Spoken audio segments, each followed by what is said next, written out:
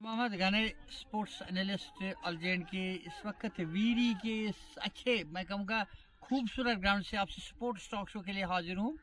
आज मुझे बहुत चाहत थी कि आरिफ के साथ मैं कभी बात करूँगा। आरिफ के बारे में बता दूँ, साउथ का सबसे पेस बैटरी अगर मैं कहूँगा, ज़्यादा तेज़ गेंदें फेंकते हैं और उनके पास स्विंग है, आउट स्विंग, इन स्विंग, तो चेंज ऑफ पेस भी उनके पास रहता है। तो मैंने इनको एलजी जो टूर्नामेंट था उसके एक सेमीफाइनल में, मैंने क्वार्टर फाइनल में श्रीनगर के खिलाफ उन्हें बॉलिंग करते हुए देखा। सुपर ओवर था, तो वो सुपर ओवर बाज भी बच्चे बार बार उसको खंगालते हैं, उसको देखते हैं।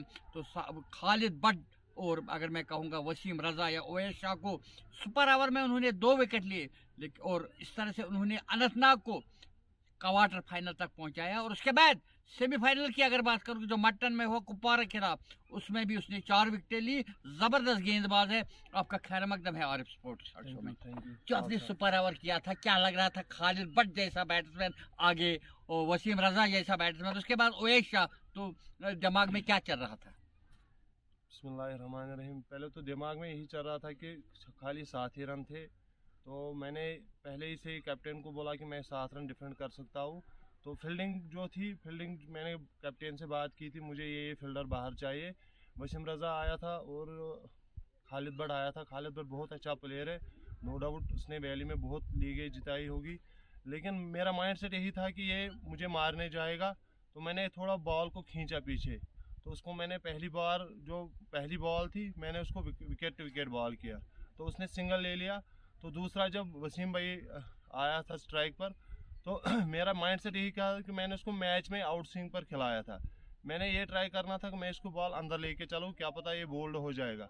तो ये वही हुआ, मैंने उसको बॉल अंदर की तरफ डाला तो वो LPW हुआ। जानना चाहूँगा आरिफ, क्योंकि एक बॉलर के पास एक साइकोलॉजिकल प्रेशर भी रहता है, 2 प्रेशर थे आपके पास।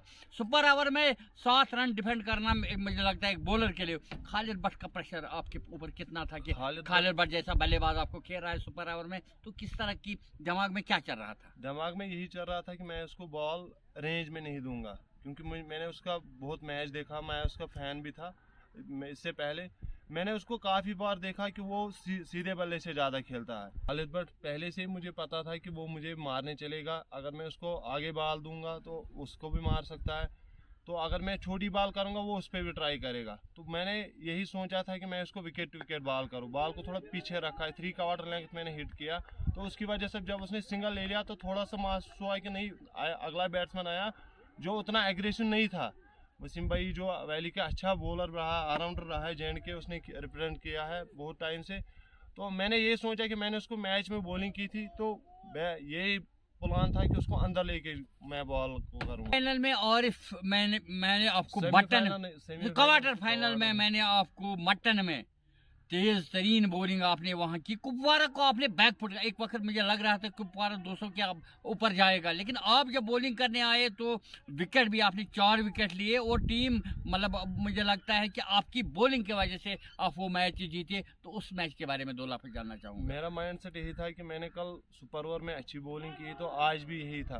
बैट्समैन को प्रेशर था कि मैंने कल खालिद बट को, इसका मतलब है कि आपका कॉन्फिडेंस लेवल ऊपर था। मैंने कैप्टन को भी यही बोला था कि इतना छोटा ग्राउंड है, मैं चौका नहीं खाऊंगा, ना मैं छक्का खाऊंगा। अनफॉर्चुनेटली एक छक्का लग गया, मगर नहीं होता है ऐसे बड़े बड़े वो लास्ट बॉल थी, स्पेल का लास्ट बॉल थी। तो एक मेरा दोस्त था वो वाहिद अली, उसने बोला कि इस बार आप स्लोवर ट्राई करो। मैंने वो स्लोवर ट्राई की, तो उसकी वजह से वो छक्का हुआ था, नहीं तो मैंने उधर 12 रन ही। अगर मैं कहूँगा कि आपका बहुत ज्यादा रोल है LG टूर्नामेंट में, अगर आप सेमीफाइनल में आप जम्मू में आपका मैच होगा जम्मू के खिलाफ, तो अरे आप रोज को मैं आपको देता हूँ किसी भी ग्राउंड में जहाँ आप जाते हैं, चाहे बिजबाड़ा हो, नानिद हो, आकोरा हो, अगर आपका मैच लगता है आप सवेरे आते हैं और प्रैक्टिस करते हैं। तो आपकी क्रिकेट कैरियर के बारे में सुनना चाहूँगा कि बचपन से आपको शौक था, तो किस लेवल का क्रिकेट अभी तक आपने खेला है?